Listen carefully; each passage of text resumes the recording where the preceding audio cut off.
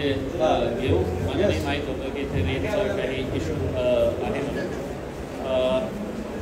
सर्वप्रथम जे आज पोलिसांचा बंदोबस्त जे माझ्या घराच्या समोर लागलेला होता आणि आता सध्या पण आहे, मी सर्व संघटना सर्व लोकांना हे सांगू इच्छितो की ज्यांना ज्यांना माझ्यासोबत चर्चा करायची आहे एका चांगल्या रीतीने तुम्ही मला सांगा की काय तुम्हाला असं वाटतं की मी बिनबुडावाचा आरोप करत आहे.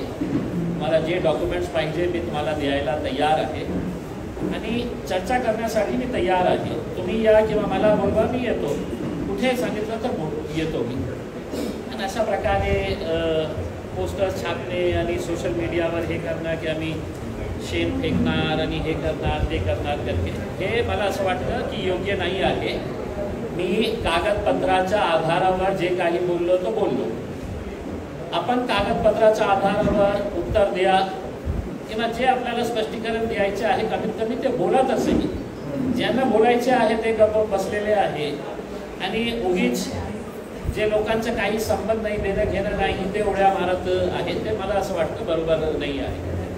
मी आपल्याला पहिलेही सांगितलं होतं की विषचा जेव्हा प्रकरण आलं होतं आणि त्याचा अगोदर एक त्यांचं प्रायव्हेट मॅटर होतं ते, त्याच्या बाबतीत आम्हीही जास्त याच्या बाबतीत बोललो नाही, कारण ती मुलींनी आपली तक्रार परत घेतली होती. तर दुसऱ्या लोकांना त्याच्यामध्ये हस्तक्षेप करण्याचं काही कारण नाही होतं आणि करायलाही नको. दुसरं जेव्हा विषचं प्रकरण आलं तर कशा प्रकारचे उत्तर त्याच्यामध्ये देण्यात येत होते की आम्ही 5 पार्टनर्स आहे. ते आत्तापर्यंत त्यांनी सांगितलं नाही की ते 5 पार्टनर्स कोण होते करते आणि त्याच्यानंतर त्यांनी ते पण संपवलं. मग ते MIDCचं प्रकरण जेव्हा आलं 106 कोटी रुपयेचा, ते लँड कशा प्रकारे MIDCच्या अधिकाऱ्यांवर दबाव टाकून ते लँड आपल्यासाठी घेण्यात आला, हे सगळं आपण विटनेस होते जेव्हा आपण काल MIDC ऑफिसमध्ये गेलो होतो आणि अधिकाऱ्यांसोबत काही बंद दरवाजामध्ये आपण चर्चा नाही केली, सगळ्यांच्या समोर केली आपण. आणि तुम्हाला माहीत पडलं असेल की अधिकाऱ्यांकडे कोणत्याही प्रकारचं उत्तर नाही होतं. आता अजून काही खूप सारे प्रकरण समोर आलेले आहे. मी नाशिकपर्यंत आता गेलेलो नाही आहे, पण साहेबांची एक मोठी 5 स्टार हॉटेलचं काम नाशिकच्या त्र्यंबकेश्वरमध्ये सुरू आहे, खूप जोरात सुरू आहे. कारण कुंभमेळा येणार आहे आणि त्याचा फायदा आपल्याला मिळावं यासाठी खूप जोरात काम सुरू आहे. मी नाशिकलाही जाईन, त्र्यंबकेश्वरलाही जाऊन ते स्पॉट पाहणी करणार आहे. पण जेव्हा आदरणीय पालकमंत्री संजय शिरसाट साहेबांनी हे सांगितलं होतं की माझ्या मुलाला आता वडापावची स्टॉल लावायला सांगू का, माझी प्रार्थना असेल की अशी वेळ कुणावरही येऊ नये. तुम्ही कष्ट करा, मेहनत करा, चांगला कारोबार करा. मराठी महाराष्ट्रीयन आहे, त्यांना कारोबार करण्याचा अधिकार आहे का नाही आहे? नक्की अधिकार आहे, तुम्हाला करायला पाहिजे. पण असं करताना तुम्हाला हे कसं वाटलं की आम्ही जे काही करणार आम्हाला कोणी प्रश्न विचारू शकत नाही, कोणी माझ्यावर बोट दाखवू शकत नाही, कोणामध्ये हिंमत नाही आहे आमचे मुद्दे बाहेर काढायला. दुसरे लोक असतील घाबरलेले, आम्ही सगळं काढलेले आहे आणि आता काही नवीन पुरावे आम्ही तुमच्या समोर सादर करणार आहे. शिरसाट साहेबांनी आपल्या परिवाराच्या नावावर मागच्या काही महिन्यामधून किती कोट्यवधी रुपयाची प्रॉपर्टी घेतलेली आहे, कशा प्रकारे घेतलेली आहे. सर्वात आश्चर्यजनक, सर्वात मोठी गोष्ट हे आहे की वर्ग 2 ची जमीन जे परवानगी शिवाय हस्तांतर करता येत नाही, ज्याच्यावर लिहिलेलं आहे, ज्याच्यावर लिहिलेलं आहे ही सरकारी जमीन आहे, हरिजन समाजाला दिलेली जागा आहे, शाजापूरची जागा आहे, गट नंबर 8 ची जागा आहे. हरिजन समाजाला दिलेली जागा हस्तांतर करता येत नाही, त्या डॉक्युमेंटवर लिहिलेलं आहे. साहेबांनी कलेक्टर ऑफिसवर एक गोष्ट तुम्ही मला प्रश्न विचारू शकता की तो पण हरिजन समाजाचे आहे तर त्यांना घेण्याचा अधिकार आहे. तुम्हाला 2 ची जागा कोणी घेऊ शकतो, पण घेतल्यानंतर आपल्या नावावर रजिस्टर करण्यासाठी आपल्याला तहसीलदार आणि कलेक्टरची परवानगी घ्यावी लागते. किती एकर जागा घेतली त्यांनी, कुणाच्या नावावर घेतली, हे गोरगरिबांची जागा. तर 4 हेक्टर म्हणजे 10 एकर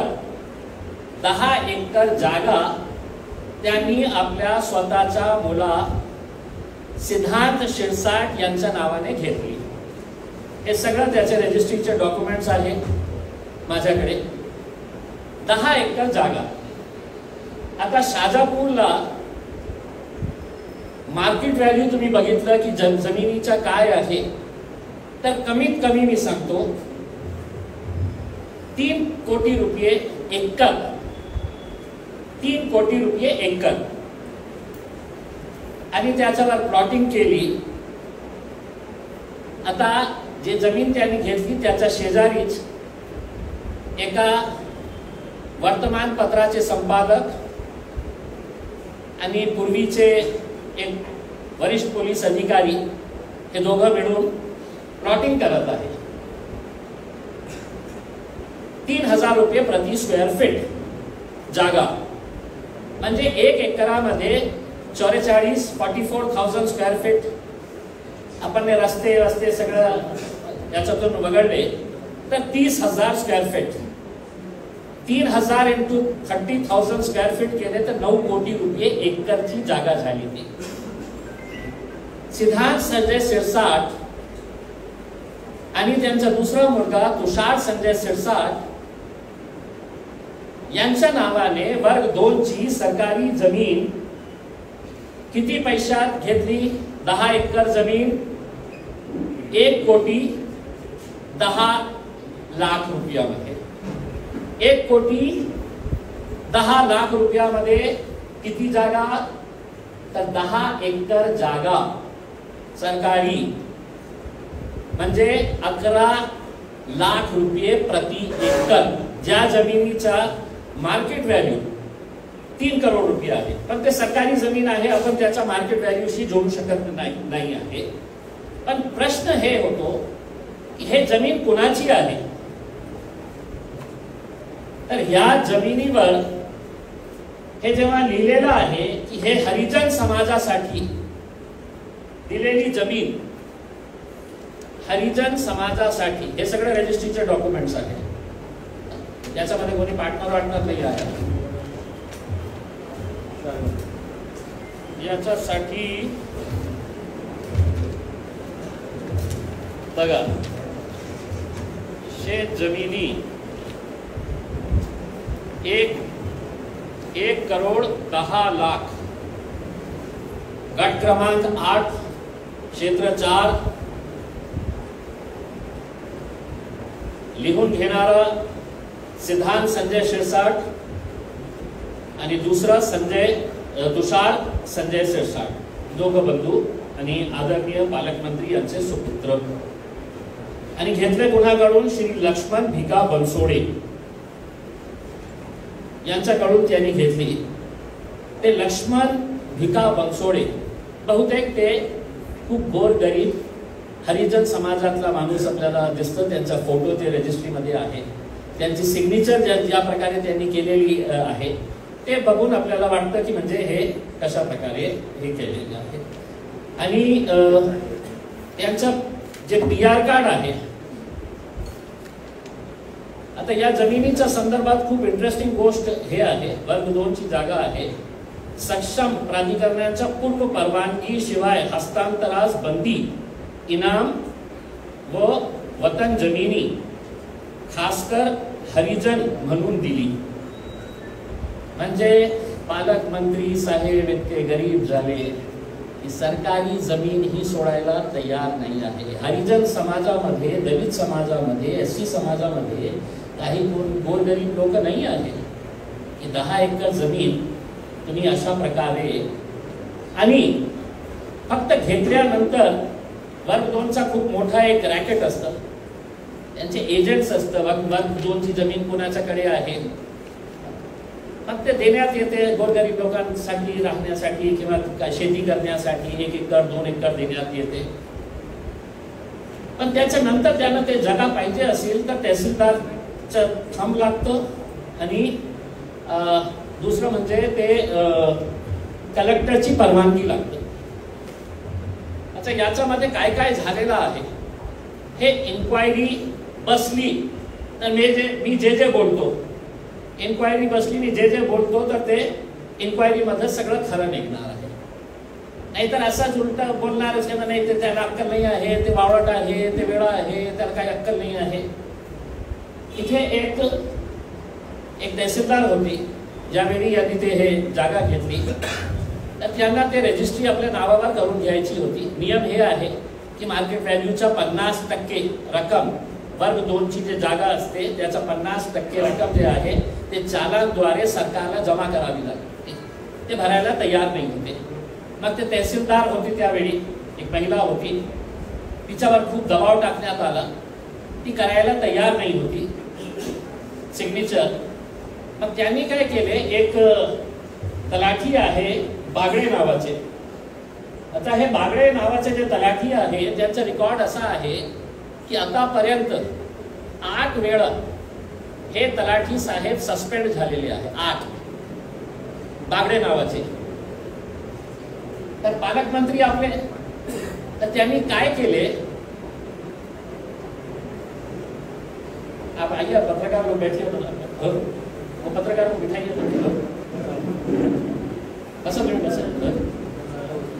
तर त्यांनी काय केलं, सस्पेंड असताना हे तलाठी कलेक्टरला सांगून 4 महिन्यासाठी, सस्पेंड असताना त्याला 4 महिन्यासाठी पोस्टिंग दिली त्या शाजापूरच्या जे एरिया आहे त्या झोनच्या. हे सगळं रेकॉर्डवर असतील. आणि हे बागडे साहेब जे आहे त्यांच्या बाबतीत मी हे केलं तर मला असं कळलं की जितके झोल झालचे हे प्रकरण असतात ते बागडे साहेब म्हणजे खूप मोठं, की म्हणजे त्याला काही वाटत नाही की 6 वेळा 8 वेळा सस्पेंड झाल्यानंतरही ते तितकेच मोठा.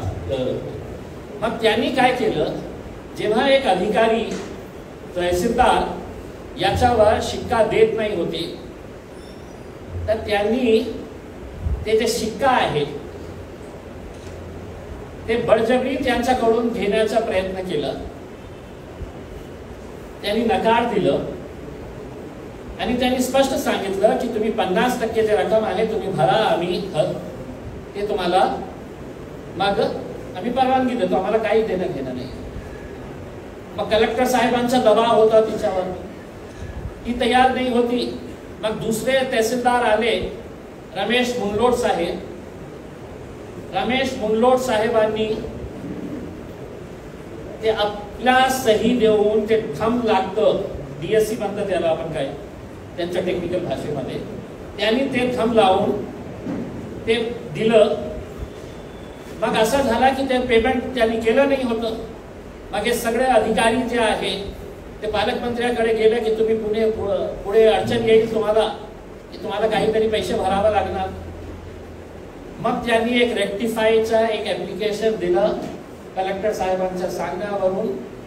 ते सगळं रेक्टिफाईड करण्यात आलं आणि त्यांच्या नावाने ती जमीन त्यांच्या 2 मुलांच्या नावाने 10 एकर हरिजन समाजाची जे लँड होती ते हरिजन समाजाची लँड ते त्यांच्या मुलांच्या नावावर देण्यात आली.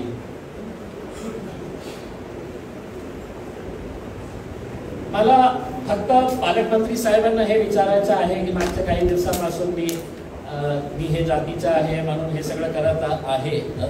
मला त्यांना प्रश्न विचारायचा आहे की आपल्या जातीमध्ये गोरगरीब लोक नाही आहे का? मला कलेक्टरला हे प्रश्न विचारायचा आहे की केंद्र सरकारच्या आयुष हॉस्पिटलसाठी मी खासदार असताना वारंवार पत्र लिहिले होते की आम्हाला केंद्र सरकारने एक हॉस्पिटल सँक्शन केलेलं आहे आयुषच्या, त्याच्यासाठी जागा द्या, आणि जागा सरकारी उपलब्ध नाही असे सांगणारे कलेक्टर जेव्हा पालकमंत्री जागा मागतो तर सगळं नियम बाजूला ठेवून का कलेक्टरला असं वाटलं नाही की हे सरकारी जमीन आहे, आम्ही गोरगरिबांसाठी ठेवलेली आहे, हे जमीन तुम्हाला कशाला पाहिजे? कलेक्टरला बोलण्याची हिंमत कशी नाही होती? का ते त्याच्या समोर लोटांगण करत होते? हे थेट प्रश्न जेव्हा मी MIDCच्या अधिकाऱ्यांना विचारतो तेच थेट प्रश्न मी कलेक्टर साहेबांनाही विचारतो की कोणत्या आधारावर असे मोठे मोठे धन्नासेठांना, राजनीतीची संबंध असणाऱ्या लोकांना तुम्ही हरिजन समाजाला जे जमिनीवर लिहिलेलं आहे की परवानगीशिवाय, इंग्रजीमध्ये म्हणतो क्विड प्रो क्यो, म्हणजे आपल्या स्वतःच्या साठी फायदा करून घेणं, ज्या कुर्सीवर बसलेले आहे त्या कुर्सीचा उपयोग करून कशा प्रकारे आपण हे हरिजन समाजाची, गोरगरीब लोकांची जमीन जी आहे लाटली, 1,10,00,000 रुपये तुम्ही 10 एकर घेतली, 11 लाख रुपये प्रति एकर प्रमाणे, जिथे आज मार्केट व्हॅल्यू जे आहे ते 3-3 कोटी रुपयाचं आहे. आता फक्त इथे थांबलेले नाही. प्रकरण क्रमांक 2, प्रकरण हे सगळ्यावर लिहिलेलं आहे. मला थोडीशी गडबड होईल म्हणून 1, 2, 3, 4 असं याच्यावर 2 लिहिलेलं आहे.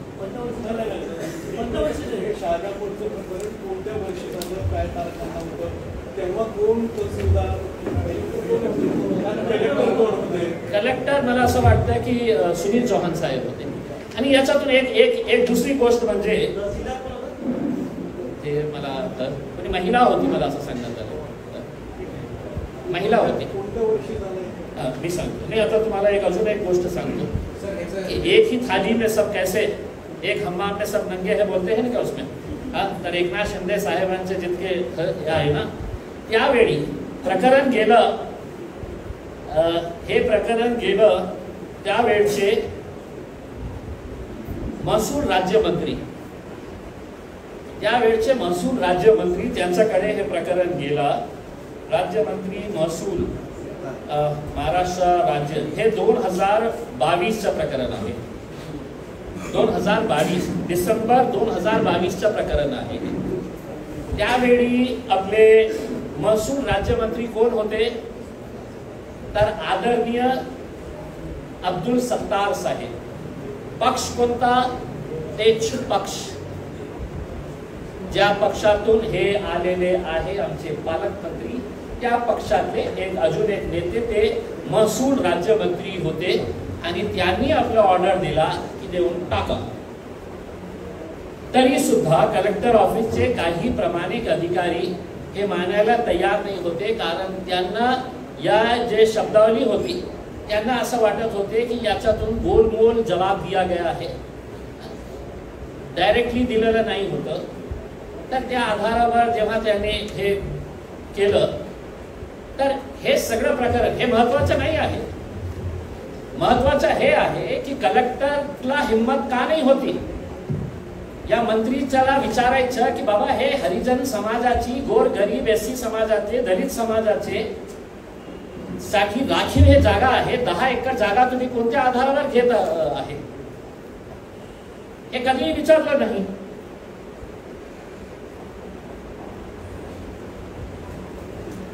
तर हे सगळे डॉक्युमेंट्स ज्यांना ज्यांना पाहिजे सगळे डॉक्युमेंट्स, रजिस्ट्रीचे डॉक्युमेंट्स आहेत, त्यांचे फोटो पण आहेत दोघा मुलांचे.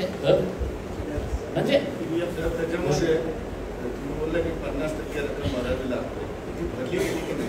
नाही, आता काय आहे की त्यांना जेव्हा रेक्टिफाय करायचं होतं ते अधिकाऱ्यांनी त्यांना जाऊन सांगितलं की तुम्ही पुढे अडचणीमध्ये येऊ शकता.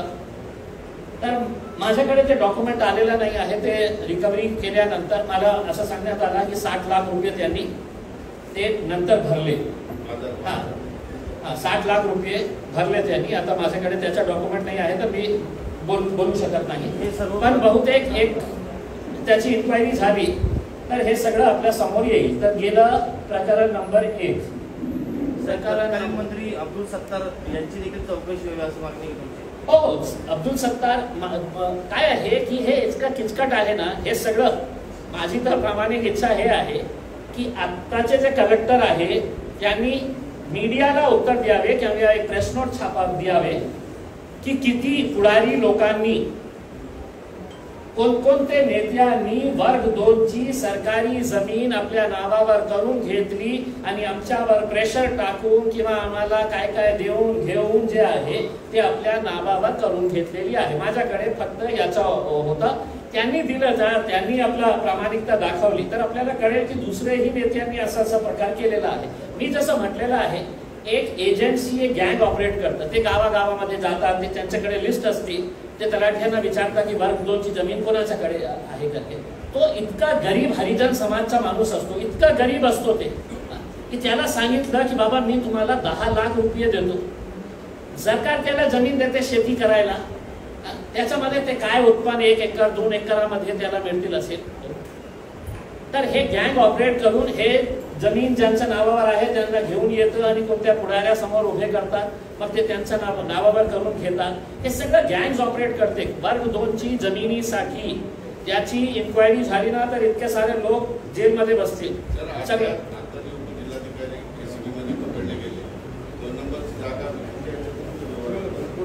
म्हणजे काय आहे की एक गोष्ट आहे की तुम्ही कितीही सांगा मला, कितीही हे बोलण्याचा प्रयत्न करा की हे ऍडिशनल करेक्टर आरडीसी साहेबांना पकडले, अँटी करप्शन ब्युरो, कोणताही आरडीसी आपला एकटा स्वतःसाठी करत नाही. त्याला रेव्हेन्यू मिनिस्टरलाही द्यावं लागतं, त्याला कलेक्टरलाही द्यावं लागतं, सगळ्यांचा पोट भरावं लागतं. तर ते पकड गया तो जातू अकेला होगा, लेकिन जब बांटने की बात आई तो हमको सबको देने का रहेगा. आता मी तर त्यांना विनंती करणार, आता तुमचं तर करिअर गेलेलं आहे, तुम्ही समोर या, पत्रकार परिषद घ्या आणि सांगा की दर महिन्याला कोणकोणत्या अधिकाऱ्याला कोणकोणत्या नेत्याला किती पैशाचं पॅकेट तुम्ही देत होते. दादा प्रकरण 1, प्रकरण जरा जास्त आहे तर थोडा लवकर देतो. प्रकरण क्रमांक 2 कुठली आहे? आता काय कोणी मंत्री केलं मला माहित नाही. आता जालना रोडच्या अदालतच्या समोर जे जागा जिथे कन्स्ट्रक्शन सुरू आहे ती जागा कुठली जागा आहे ते सिच्युएटेड एट अदालत रोड, चिंतामणी कॉलनी, छत्रपती संभाजीनगर. ठीक आहे. ही जागा किती आहे? 1140.50 स्क्वेअर मीटर. आता त्याला स्क्वेअर फीट मध्ये किती करता येईल? जरा कोणी मदत करतं का मला? 1140.50 स्क्वेअर मीटर, 12,000 स्क्वेअर फीटची जागा. 12,000 स्क्वेअर फीटची जागा कुणाच्या नावावर घेतली? धन्य हो, सिद्धांत संजय शिरसाट मुलगा, विजया संजय शिरसाट पत्नी, तुषार संजय शिरसाट मुलगा. देणारे कोण? ओंकार बिल्डर्स, नरेंद्र सिंग जबिंदा, राजेंद्र सिंग जबिंदा आणि त्यांच्या दोघांचीही पत्नी यांनी दिले. आता आपण शहरामध्ये राहतात, सगळे लोक शहरामध्ये राहतात. मी ज्या एरियामध्ये राहतो ना तिथे जमिनीचा भाव 10,000 11,000 असं झालेला आहे. जालना रोड या शहरातलं सगळी महाग जागा जी आहे ती जागा कुठली आहे? सगळीत महाग ती जालना रोडची जागा आहे. आता 12,000 स्क्वेअर फीटची जागा त्यांनी घेतली. कधी?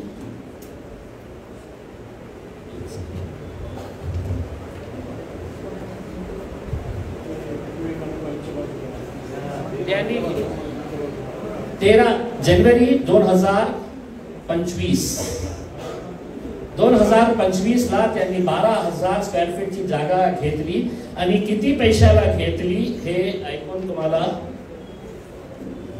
त्याच्या डबल किंमतीमध्येही ते देण्यास तयार असेल तर माझ्याकडे गिराक मी शोधून काढतो. डबल किंमतीने ते जागा त्यांनी घेतली 5,83,94,000 5,83,94,000 आकडे सांगायचे असेल 5,83,94,000 तर 12,000 स्क्वेअर फीट जागा हे घेतली त्यांनी 5,80,00,000. आपण त्याची बेरीज केली म्हणजे काय प्रति स्क्वेअर फीट रेट येतं किती नाही थोडासा गणित कोणाचा चुकलेला आहे. 4,800 रुपये प्रति स्क्वेअर फीट. 4,000 15,000 कोणी बोललं त्यांचा माणूस कधी उभे आहे का इथे.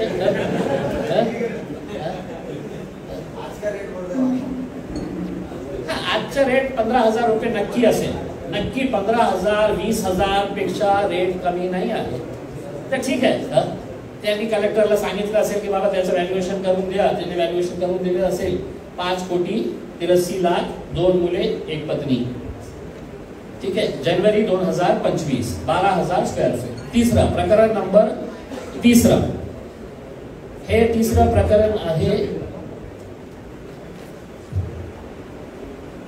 हेही शाजापूरचा आहे. डिसेंबर 2024 ला घेतले. डिसेंबर 24 ला शाजापूर गट क्रमांक 34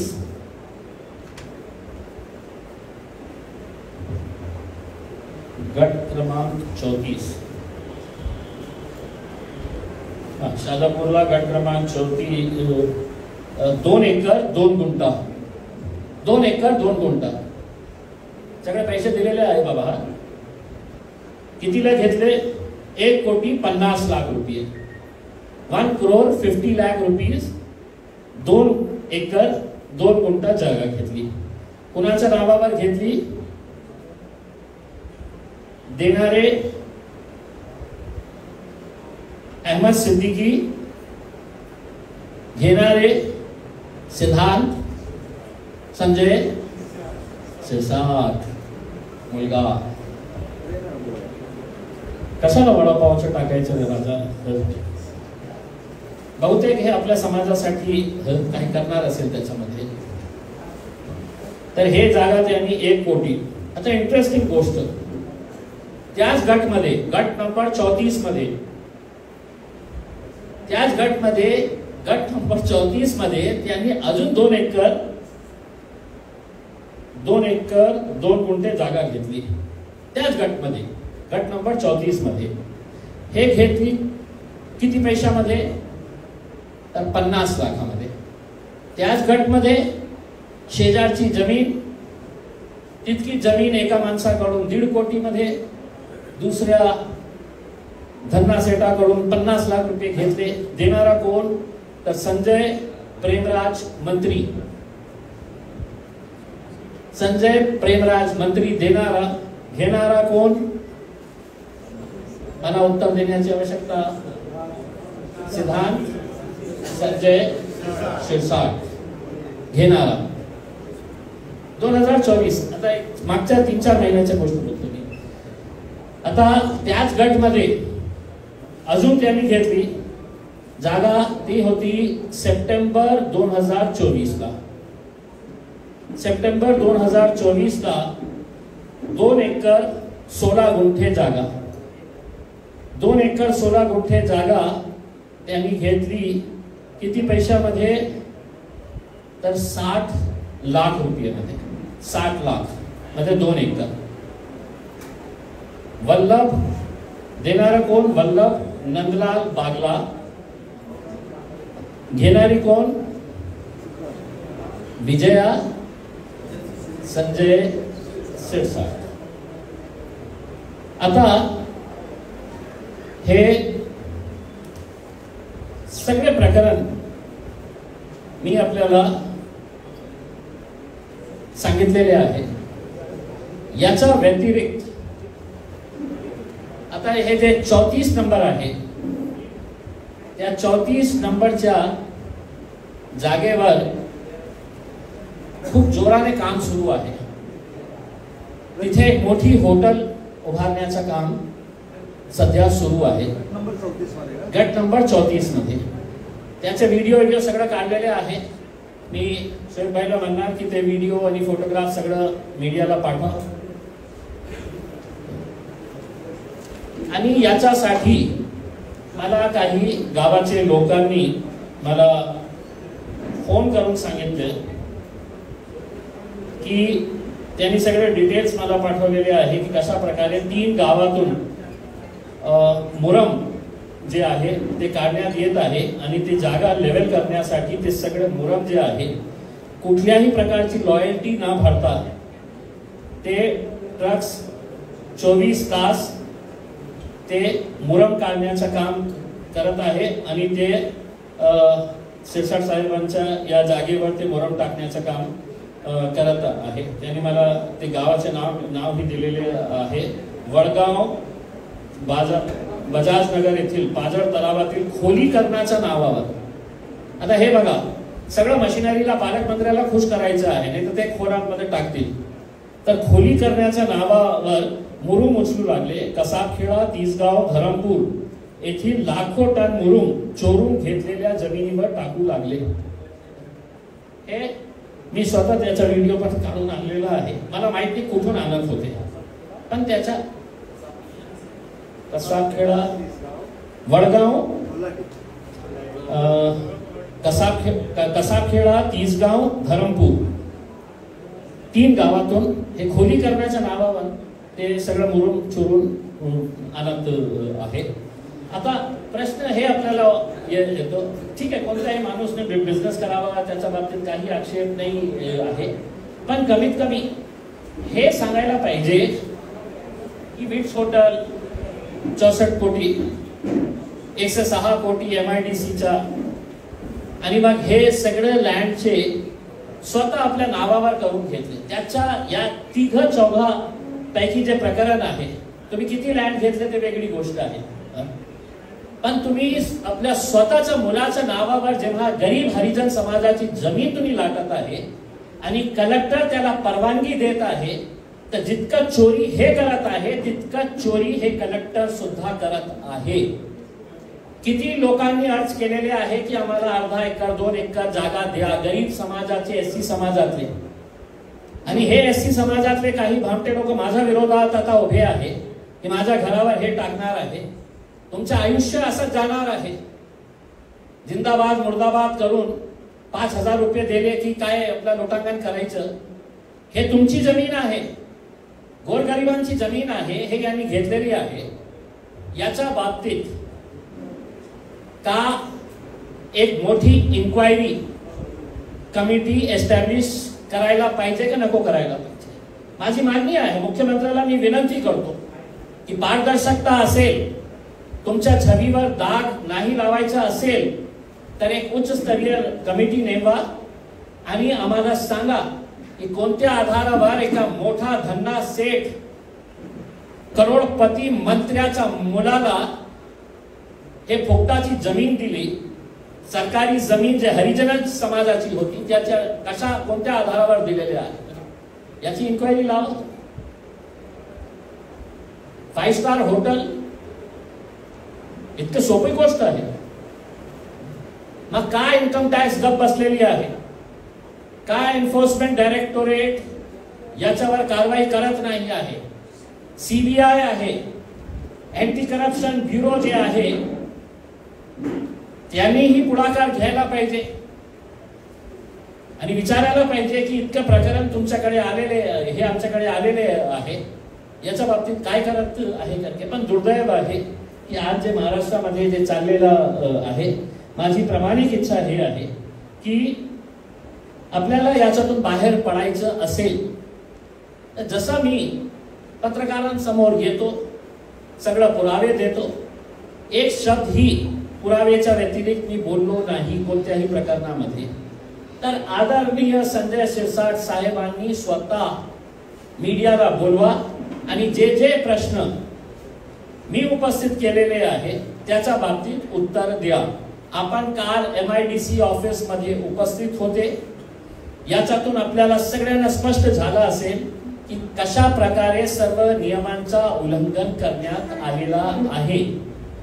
आणि दुसरा एक प्रश्न, विपक्ष मध्ये राहताना काँग्रेस याच्यामध्ये का गप्प बसलेली आहे?